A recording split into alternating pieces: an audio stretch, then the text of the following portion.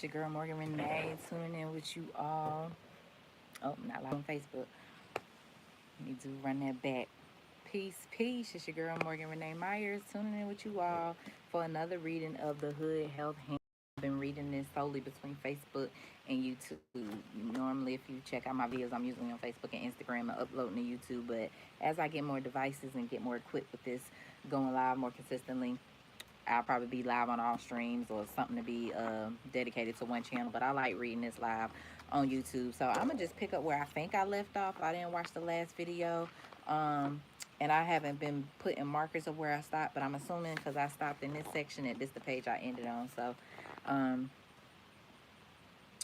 on page 66. And I'm at the section where are all doctors mad scientists. But the last thing that was written above that said, if you're eating like a slave, maybe you're thinking like one too. Dig deeper in history and know the true foundation. So are all doctors mad scientists? Why black folk don't trust doctors by CB's Alif Allah. There's a quote here that says, the fear of medicine is based on real events. And real events go way beyond, way before, and way after Tuskegee. There are things that are happening now that will keep blacks from going to the hospital. Medical ethicist Harriet A. Washington. Now, forewarning, trigger warning. This this read, yeah, it's like that. Though lack of money, education, and access to medical resources are all factors in the state of health throughout the original community, original people often avoid the doctor because deep down inside they don't trust the same people who lynched them, sent dogs after them, and turned water hoses on them. At first, it seems like a collection of badly written conspiracy theories. Tropical fantasy soda causes low sperm count in black males. The KKK owns Church's Chicken and is putting extra salt and fat in the chicken. Though things like that seem too crazy to be true, when you dig into the books, you will see a real pattern of experimentation and internal harm done to people of color. Did you know female slaves were used to start a well-known medical field today? Gynecology. J. Marion Sims, and you can Google all this stuff. J. Marion Sims, the father of gynecology, did experiments on slave women whose vagina were damaged during violent childbirths. The common belief at the time was that black women did not feel pain. So even though anesthesia was available, it wasn't used on the slave women when he experimented. Dr. Joy Leary goes into painful depth on what was done to these women in her book, Post-Traumatic Slave Syndrome, and it continued as women from Puerto Rico were used as guinea pigs in the development of the pill. So keep that in mind, y'all. All of this is really bigger than what it really is. It's a hard pill to swallow. It really is, but that's what it is. That's what it's been. All right, moving along. Matter of fact, y'all pause for a second. I'm gonna go run and get my phone charger because I see it about to die. Hold on.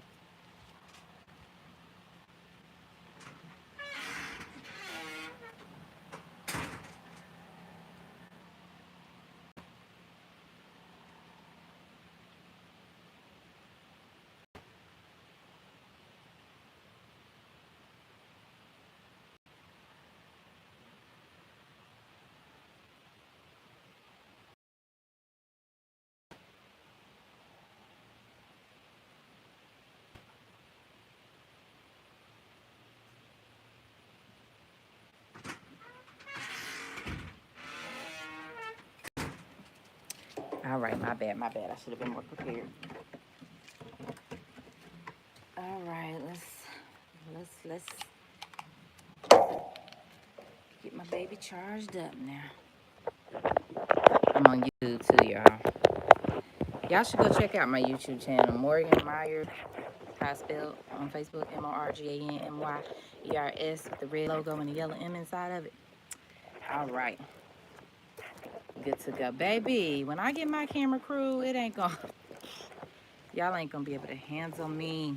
All right, back into it. The Hypocrite Oath. You know that famous oath that doctors take where they pledge to help those in need and not do any harm? It's called the Hippocratic Oath. Its origins are in ancient Greek medicine and was evidently inspired by the Egyptians. The fact is that no one takes the original oath anymore. It has been changed many times and there were several versions hanging around. In the original, you weren't allowed to do abortions or euthanasia. helping a person commit suicide. You were supposed to give the children of your teacher free medical training, and you weren't supposed to have sex or relationships with your patients or any member of their family. As you can see, a lot of that is moot today. The larger picture, though, is this. You know how the Army interrogates prisoners? All of the time, a doctor is present. In fact, many times it is the doctor who is interrogating the prisoner. Did you know there is actually a field of medical study called bioethics? This is because with Western medicine and science in general, they make a distinction between what they can do versus what should be done. They have to add ethics to their medical layout because it is not a normal part of the profession. In most courses of healing worldwide, the ethics is a fundamental part of the profession. This separation between actions and morality is what caused those involved with the Western medical profession to perform atrocities throughout history. They treated us like animals. The slavery that happened in the Americas is referred to as chattel slavery. That means basically denying the humanity of the slave, viewing them literally as livestock. Once you view a person as an animal, it is easy to do anything to them. For instance, in the white world from Europe to the Americas, there was a tradition of what is called a human zoo.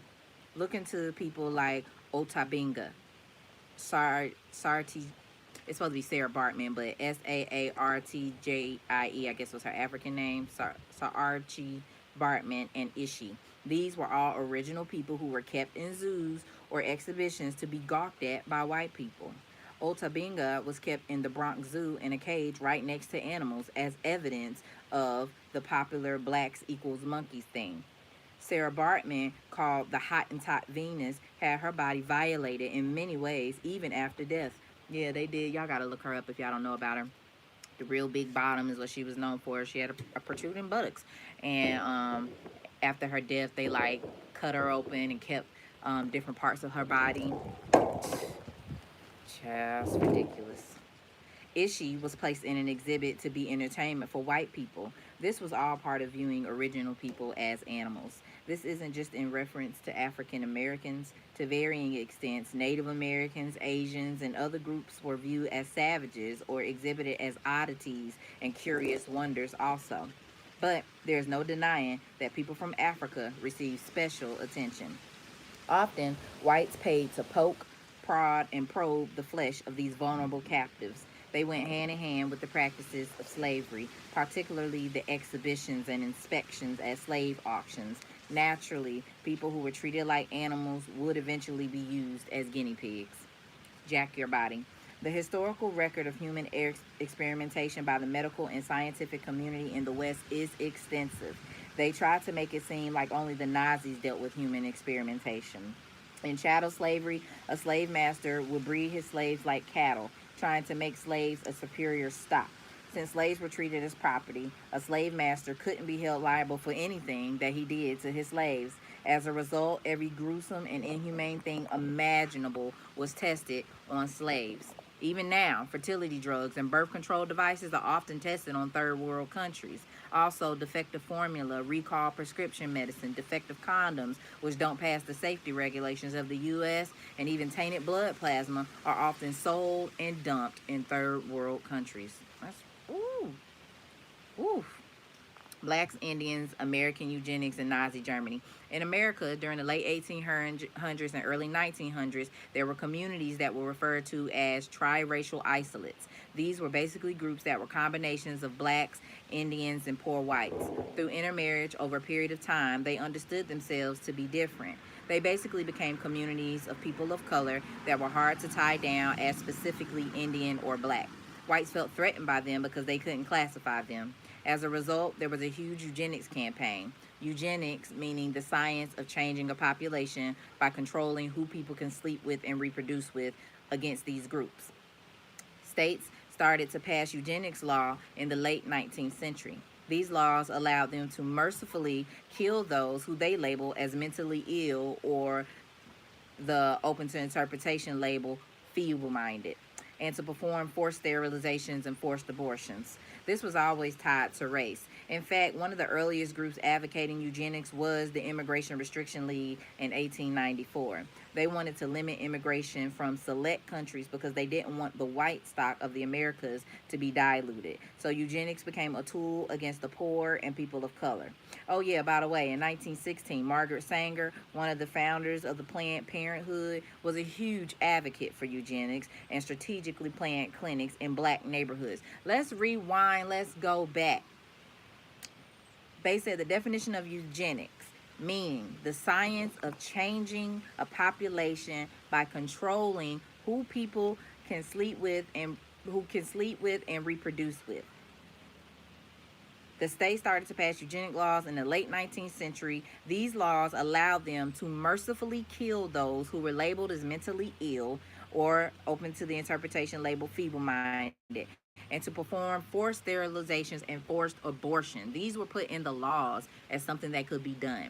Eugenics, basically deciding who can live, who can reproduce. So if only white people need to be produced, that's what we're going to let happen. And if we don't want black people to keep producing because they're going to eventually outnumber us, and God forgive, they understand their power and know who they are.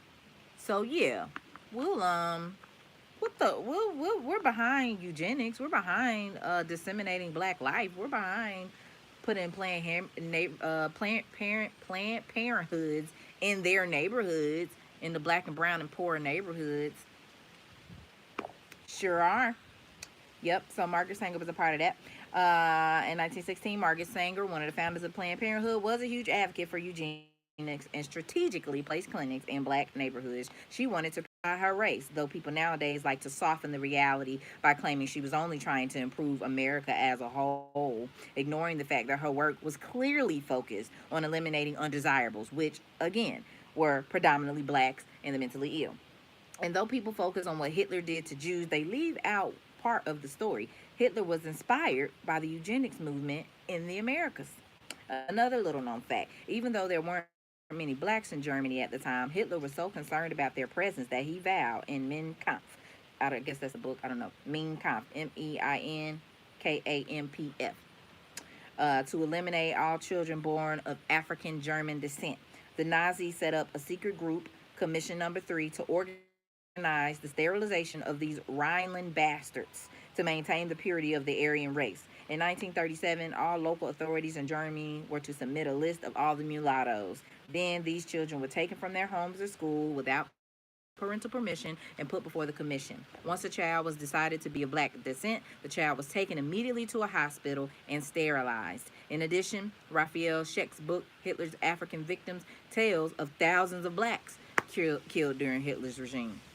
Did you know the monster study was an experiment done in 1939 at the University of Iowa? Google all these things, y'all.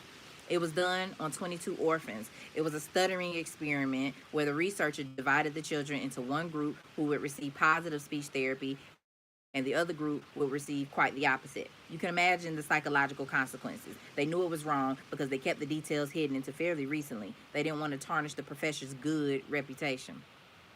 The Tuskegee syphilis experiment. Hold on to y'all seats if you never heard about this. One of the most famous experiments on the black body is the Tuskegee syphilis experiment. This is one of syphilis being a sexually transmitted disease. This is one of the main foundations in the black community for the aversion to doctors. The U.S. Public Health Service gathered up 399 black men. Should have just rounded it off to 400. They rounded up 399 black men who had syphilis. The men were never told they had syphilis, nor were they treated for it. They were told they had bad blood. The experiment wanted to observe the progression of the disease. They were given free medical exams, free meals, and free burial insurance. What made this test so horrible is that there were already a cure for syphilis and penicillin, yet none of these men were given it. The experiments went on from 1932 to 1972. Is that 40 years? 30, 40, 50, 60, 70? No, 40 years. The experiments went on from 1932 to 1972. The cure was found in 1940. So y'all could have stopped in 1940. The hell you keep going 30 more years. Oh my God. By the end of the study, only 74 of the test subjects were still alive. Out of 399 men tested for known to have syphilis that was not told or treated, 74 of them was left at the end of that 30-year period. 40-year period. By the end of the study, only 74 of the test subjects were still alive. 28 of the men had died directly of syphilis. 100 were dead of related complications. 40 of their wives had been affected, and 19 of their children had been born with congenital syphilis. Did you know, technically, slavery is still legal in America? As we explore in Locked Up But Not Locked Down, a guide to surviving the American prison system, when you become a prisoner, you give up several of your rights and freedoms. There are numerous instances where prisoners have been used for medical experimentation. Often, this is done literally behind closed doors. Y'all, it's a lot. It's so big. There's so much to this. Goodness. Oh my God. And it's in our face, and we focused on all this other crazy stuff. What they doing to us has always been in our face, which is why we have to vouch for us.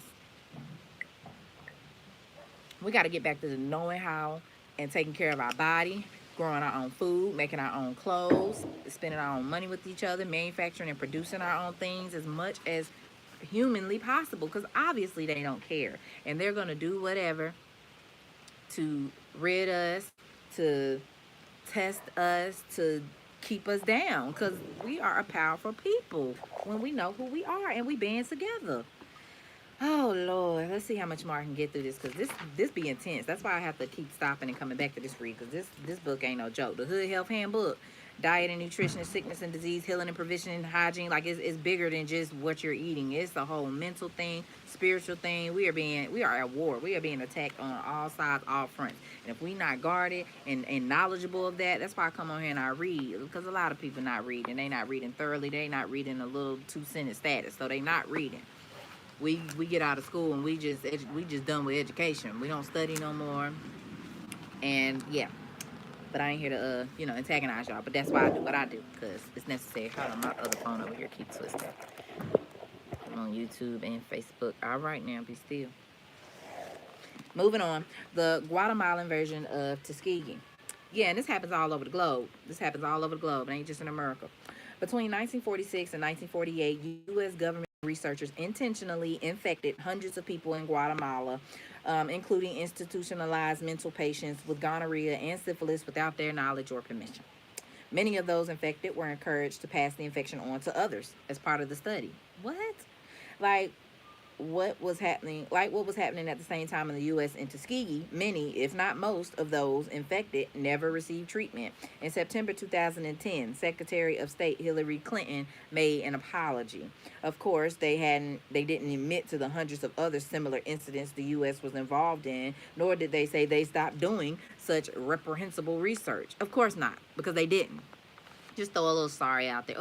Oh, you called us. Oh, y'all know, our bad. Project 4.1. In the 1950s, Project 4.1 was a medical study done on the residents of the Marshall Islands. Look all of this stuff look all of this stuff up, y'all, because I got to go back and do some research. One of these days, I'm going to probably read this and be at my laptop doing some Google research. In the 1950s, Project 4.1 was a medical study done on the residents of the Marshall Islands who were exposed to radioactive fallout from tests at Bikini Atoll. The U.S. did many nuclear experiments in the Pacific after World War II to keep up with Russia during the Cold War. The first 5 years after the tests, the indigenous Rongelap women saw their rates of miscarriages and stillbirths double. Within 10 years, there were developmental difficulties in their children, along with elevated rates of cancers. All the doctors did was watch and take notes. Can't even rest in peace. Did you know that between the 1600s all the way into the early 1900s in North America, grave robbing wasn't a felony? In fact, police would see it happening yet wouldn't do anything to stop it. Even Lincoln's body had to be moved several times due to grave robbers. Though many robbed graves to steal buried valuables, others stole the actual bodies to sell to doctors. Why? When medical universities such as Harvard and Yale were founded in 1636 and 1701, they had a problem. Where were they going to get all those cadavers to use in their training and anatomy classes? They immediately turned to the black market, literally. They started jacking bodies from the grave, and dead people, just like the living at the time, were kept segregated. So it was easiest to steal bodies from the graves of poor people of color. And to keep things simple, they hired blacks to do the dirt. If you've seen the movie Candyman, the black boogeyman figure wasn't created for the film. In fact, the character is a staple in the mythology of many black communities. He is based off the black men who would grave rob and sometimes even kidnap children to sell to white medical schools. In fact, one of the rumors during the time of the Atlanta child murders was that black boys were being kidnapped to harvest a hormone found in their genitals that would help with AIDS. As we can see, that fear was rooted in a historical reality. The fear of the Western medical profession is rooted in the treatment of original people by white people. Basically, this chapter was starting off saying one of the reasons why a lot of us black folk don't go to the doctor is because we have, rightfully so, fear. So there are things that are going to go undetected. Sometimes if, we're not on top of our health game because we're not trying to go to the doctors because, yeah, we have fear, rightfully so. Look at all they've done and then some. Things that we know and don't know. Things that we've seen when our women go into the hospitals and had these babies. The things doctors are doing. I saw my sister give birth to my niece, and the doctor was so rough with her. He was late. He was fussing at her, telling her not to yell, don't scream. She is in labor. She's in pain. And she didn't have a doula, so she wasn't having proper birth breathing techniques and stuff, to my knowledge.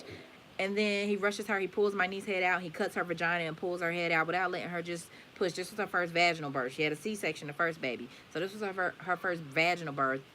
And they're just being rough with her. And I hear so many stories of mistreatment in a hospital. And yes, these things can happen at a birthing center. Yes, these things can happen at a home birth. But more than likely than not, you have the type of care and support team and can learn about advocacy for yourself in these birthing centers and doing at home and having doulas versus going to their institutions to deliver. That's almost kind of insane that we entrust an oppressive system and people that have clearly tested us, not valued our bodies, and then let them deliver our babies. And this is no shade to anybody because I understand this is the system that we're in. That's the things that you do. You call the cop when something happens. You go to the hospital but I am of the mindset that we need to tap back into our own knowledge of self, get our own medical training. There are those of us, I took a pregnancy and herb course for women in postpartum, pregnancy women in postpartum, and they were just talking about midwives and how it was just so natural for midwives to be helping women give birth because back then it was segregated, so we weren't even allowed in their hospitals. Literally couldn't go give birth in their hospitals because they wouldn't let our black asses in there. So then they made it to where the midwives had to go through some type of schooling or special training, and the white folk was checking their medical bag to make sure that they had the right utensils, and if it wasn't, they couldn't practice. And so then we had to get acclimated and be a part of their system in order to deliver babies. Like, it was damn near illegal to be a midwife and give birth at home, but sisters was still helping women give birth, and people was poor and couldn't afford to do all that. So I think I seen a comment over here. What you say? Did they delete it? It does make you think about it. It's so true. Girl, yes. You got to think about it. You can't. We do a lot of not thinking about it. We do a lot of just letting things go by. And I get it because it's like, well, what can one little old me do? But what if one little old us times 1,000, 100,000 do? I done got passionate, child, and knocked it down. Hold on, y'all. Done knocked the damn stand over. It's really real. Oh, no, they didn't in my video on Facebook. I'm about to go back live. Y'all can't, never delete. I don't even, go back live. The Hood Health Handbook. Because we're going to talk about this, baby. Yeah, I get in my bag. I get real passionate because seeing what I see, knowing what I know, the field of study that I am going to be entering in with helping mothers give birth, It's just necessary. All right, but let's hop back into it. So they stealing bodies, robbing graves, the Atlanta child murders. Y'all look that up if you never heard of it. So the fear of Western medical profession is rooted in the treatment of original people by white people. It's hard to extol the virtues of Western medicine when there's a legacy of debasement, torture, and experimentation. Let your doctor know that you're in charge of your health and you know your history. Control your interactions with the medical industry. Okay? Use them as needed, very rare. Destruction of the traditional African diet. One moment for this live alkaline water break. Black owned water from black owned land. Might as well buy it from the black one man. There is an indigenous land out here in Yadkinville, North Carolina, with a water spring, naturally alkaline.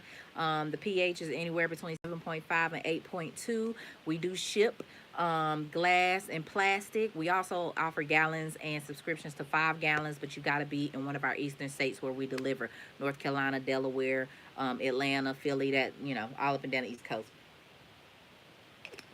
Yeah, yeah, yeah. Brought to you by that live alkaline water. Very refreshing. All right, moving along. Destruction of the Traditional African Diet by Ebony Joy Asiatic. So this is a conglomerate of different writers that came together to write this book, the Health Handbook. Appreciate those of y'all out there viewing. Please share this video. Some people need to know about this stuff. It can be a little uncomfortable, but we got to talk about it. We got to be aware. Okay. Before slavery, the traditional African diet was much healthier than the standard African American diet of today. But what was the traditional African diet? This is a tough question for a number of reasons. For one, Africa, contrary to popular belief, is not a country. Excuse me. Africa is a massive continent with incredible cultural diversity and an unbelievably long history. What we may now consider traditional African cuisine may not necessarily be so.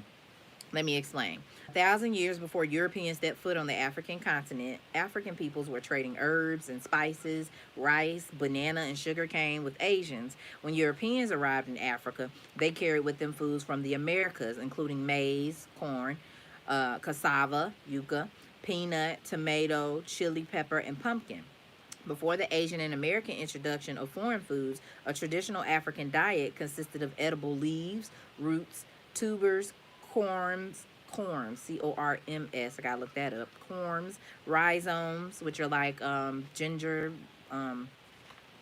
root-like vegetables, but they're called rhizomes, bulbs, seeds, buds, shoots, stems, pods, or flowers. Again, what did I tell y'all? Agriculture is important and really big and native to us. Gardening, planting, prior to enslavement is native to us. That's what we do. That's how we survive. That's why y'all need to save y'all seeds. If you haven't saw my seed saving videos, and I be giving tips. I got a Let's Grow Together gardening group, but I uploaded some videos on my YouTube. Check it out, y'all. Check it out. Just save your seeds. Even if you ain't gonna plant them, save them, give them somebody like me that you know. Give them to a seed library in your community. Keep them for real. Just keep them. Take them to grandma's house. Save them on a paper towel. Put them in a brown paper bag. Label it, the date, the name of it, or put it in a mason jar after it's dry, and store that thing. Take it to Nana house if you ain't gonna use it. Save the seeds, y'all, because if and when it go down again, the pandemic already happened. If and when it goes down again, we need to be able to eat. Period. All right.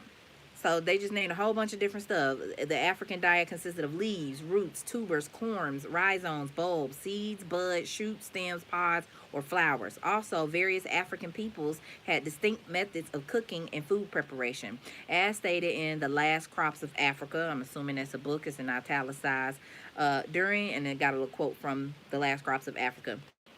During the colonial era, the process of discarding indigenous crops gained further momentum as the official focus shifted to those familiar crops of mercantile interest, such as cane, chocolate, coffee, cotton, and other durable, transportable, and valuable crops of that sort.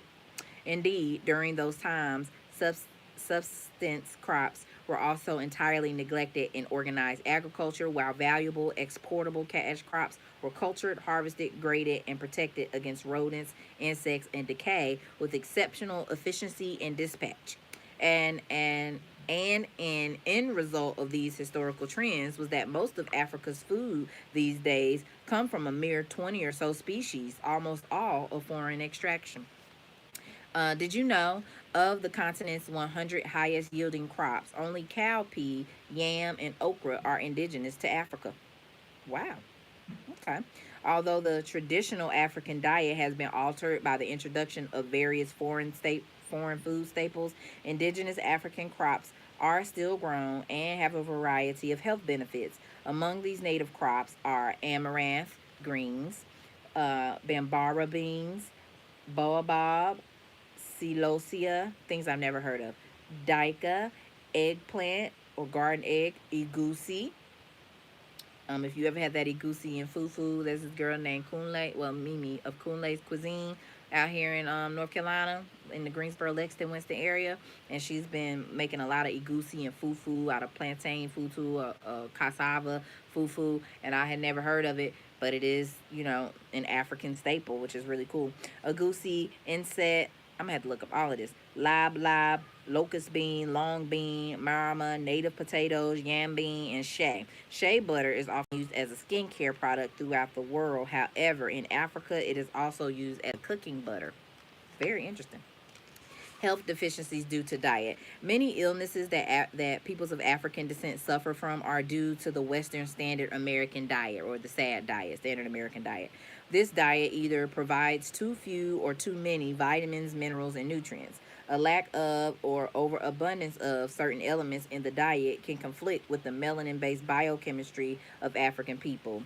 We eat sad foods that have been created to support the needs and desires of a melanin deficient people, and this diet is incompatible with the African's body chemistry. This is why Africans in America have higher cholesterol than the general population, resulting in a variety of circulatory issues, including our arteriosclerosis, hardening of the arteries, heart attack, stroke, and hypertension, high blood pressure. The West Africans' original diet was comprised of vegetation, cassava, yam, sorghum, and millet, which produce nitrosamine and thiocyanate. Nitrosamine is a chemical which inhibits blood clotting. Blood clotting commonly occurs among individuals with sickle cell anemia. A deficiency in nitrosamine and cyanate may be responsible for the greater damage that occurs among Africans in America that have been diagnosed with this condition. Barbara Dixon states in her book Good Health for African Americans, in Africa, an estimated 25% of the population carry the sickle cell trait, a natural developing immunity to malaria. Yet, the incidence of sickle cell disease itself is rare. In fact, from 1925 to 1950, it was estimated that fewer than 100 cases of sickle cell anemia were reported throughout the continent. Eat what your body is designed to live off. Did you know that ancient Egyptians knew about heart disease, atherosclerosis, or clogged arteries typically occur among the upper class who ate a diet high in salt and fatty meats? The poor ate mostly a plant based diet. In a study of 16 mummies, only upper class people were mummified. 9 had blockage. The most ancient mummy to have suffered from heart disease was Lady Ray, a nursemaid to Queen Amrose Nefertiti. She died around 1530 BC while she was in her 30s. All right, moving on. Health Hispanidad by Denise Lopez. When thinking about Hispanics and health, the first thing that must be spoken on is the diverse identities that the word Hispanic encompasses. Hispanic is used to describe people with origins in Mexico, Central and South American, and the Caribbean. So, for the purpose of this piece, I want to be clear that I am writing as a, I'm going to say Zicana. Zicana is spelled Xicana. I've never seen this word in my life. I'm writing as a Zicana about the Hispanic as he came to be in the wilderness of the United States, with acknowledgement of the ethnic and socioeconomic things that could make some of what I say not applicable to all Hispanics. Folk meets modern. It's definitely true that due to the history of our migration into the U.S., most Hispanics have acculturated into Americanism. That is, taken some American customs, habits, and values and adopted them into our lives without losing the ones we already culturally exhibit. Yet, how true this statement is depends entirely on what generation of Hispanic you are discussing and on how much that individual desired to take on modern European/Western habits. Part of assimilation and colonization was to help us unlearn our own remedies and ways of taking care of ourselves. Our grandparents and great grandparents had a recipe for every ailment known to man and relied on the advice and guidance of their community in dealing with ailments. Food was our medicine. We had the knowledge of its purpose and prepared it with this in mind. The more we've been forced to adopt modern/European/Western thinking and living, the further away we've gotten from these understandings and practices. We've come to rely on the treatments of medicines that have been created by the same people who robbed us of our own knowledge for help with pain, obesity, depression, and the like. This has created an interesting paradox for Hispanics and for all people of color who are trying to navigate between so-called folk medicine and modern medicine.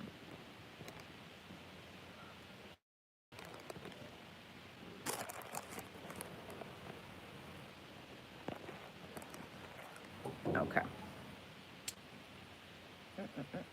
Health. Oh, let me do a did you know? Did you know depression caused by joblessness or lack of interpersonal relationships with other people was minimal in traditional society? Every individual was given a purpose and a network within their communities. In modern times, our men and women are taught to write resumes, coordinate a good interview outfit, hope for a good job, and remain individualistic. As a result, we are now prescribed chemicals to cope with all the anxiety that all of this entails. Wow, that's deep. Let me reread that. Depression caused by joblessness or a lack of interpersonal relationships with other people was minimal in traditional society. Every individual was given a purpose and a network within their communities. So basically, whatever you could do or you was good at, if you could build something, if you could do this, if you could do that, that's what area you went in. It wasn't all this, oh, let me hope for, let me see all this background check. Can you do the work? And if not, let's put you in an area where you do have these strengths. That makes sense. Your mental health is totally different when you're in that type of society versus trying to compete and be individualistic and not culturally minded, not community minded. Wow, this is mind blowing.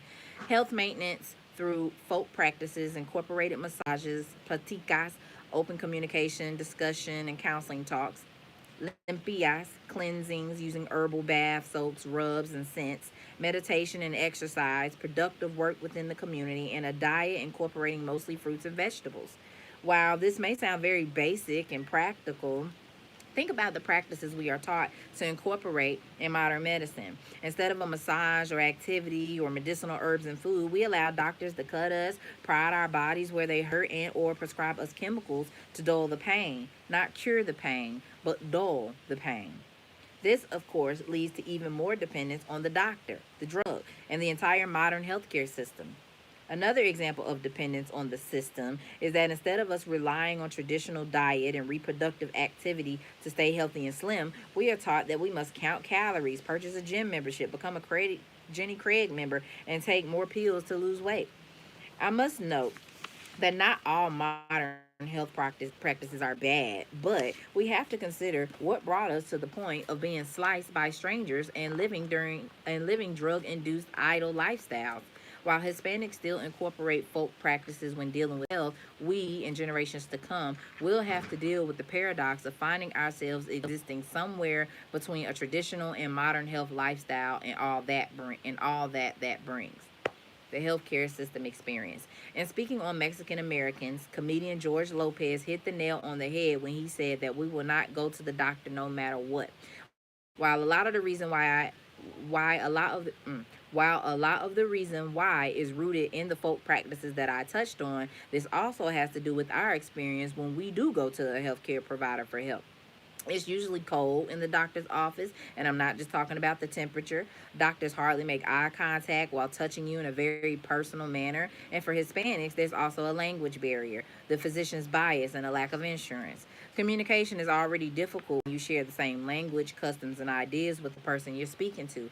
Imagine trying to explain something about your body, something very private, to Hispanics when the person is listening doesn't share the same culture and have a minimal understanding of what you are trying to describe. Now, imagine that there is no one there to translate for you.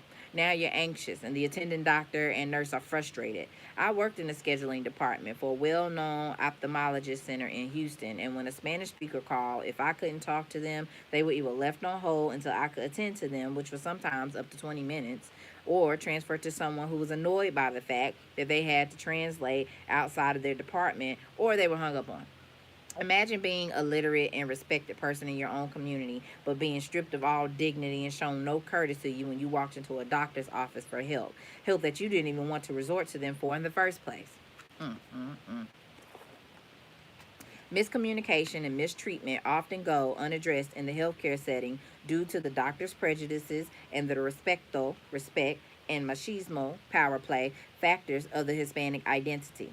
Tack on the inherent segregation of healthcare access bias related to your insurance carrier, and you may wind up feeling even sicker than you were when you first decided to go to the doctor. So we are left wondering what the alternative is when we've unlearned the original methods of treating ourselves. It has to be taken into account that in our history, we've dealt with the conquest of our people and shifts from our traditional way of life to one of modernism. That conquest continues today and is exhibited by the fact that we continue to let go of ownership of our land, medicine, and our own selves based on habits and standards that we are forced to adopt. This is a vicious, fear-driven cycle. Wow. I gotta take a breather on that one. This why I be so hard to especially with some of the elders, because they grew up in a time of just a lot of fear and attack on their lives, on the black body. And when I guess, segregation ended and we were allowed to be a part of their hospitals and things like that. This is why it's kind of hard to just state the facts or the truth of the matter, because it's like we've been forced to have to be in this system. But where did are we? We, yes and no. Like it's an option is there, but we can also just take more accountability and gain more knowledge and care for ourselves.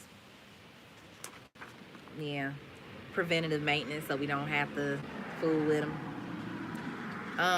Our struggle with health as Hispanics has come from internal and external influences and can vary greatly based on our acculturation and place of origin. We have to decide what traditional practices we will keep and which modern things we will adopt. We have to be aware of what we put inside of our bodies and learn how these things affect us. We have to take back ownership of our own thoughts and actions and make our own decisions again. Based on our history, knowledge, facts, and our incredible ability to survive despite constant oppression. If grandma or dad don't speak English, go with them to the doctor. Ask your elders what traditional folk practices you can try.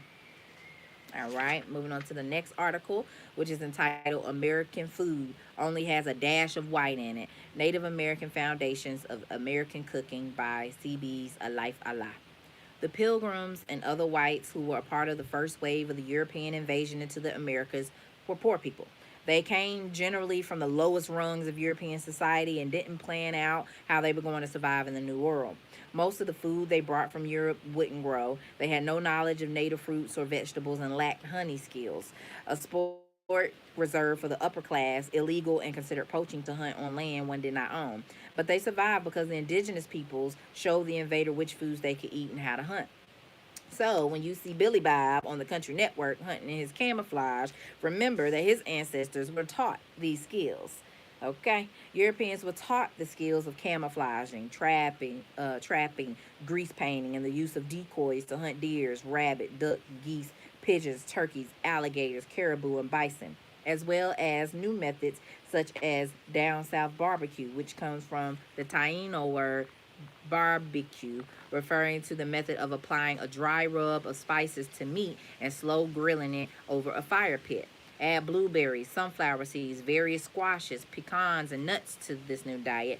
Four special crops native to the Americans are tomatoes, zitomato, from the Aztec language of Natal, cocoa slash chocolate or cacao, corn, maize, and potatoes from the Taino word batata and the Quechua word papa.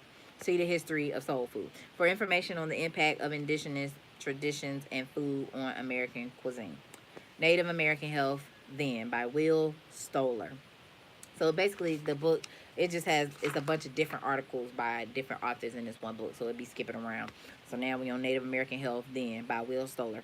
Many of us have a stereotypical view of who the natives were, picturing leather moccasin wearing buffalo hunters who lived in animal skin teepees and ate a meat based diet.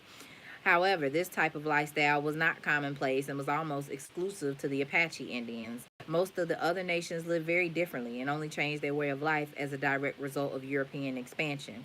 When the Europeans arrived, they undermined the sensibility of the native lifestyle, calling them savages and heathens, all the while borrowing everything they could from native culture.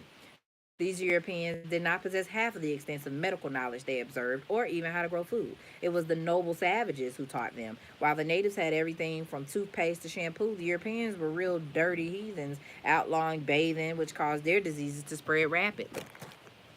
Ew, nasty.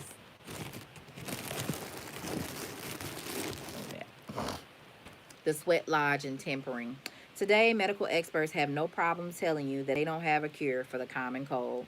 However, the natives have the answer to the common cold, arthritis, headaches, and many other ailments. This answer is the sweat lodge, and it may be the most beneficial activity towards improving one's health. Why? Because sitting in a sweat lodge creates fever like symptoms that force each of your internal organs to expel impurities, which results in detoxification. In fact, heavy sweating greatly improves your health and your physical appearance, affecting everything from body fat to acne. Just think about it. Without the proper amount of perspiration, the pores in your skin clog. No amount of face wash can open your pores. Only sweating causes them to open and be purified. And it's plugged up. Let's see. My bad, y'all.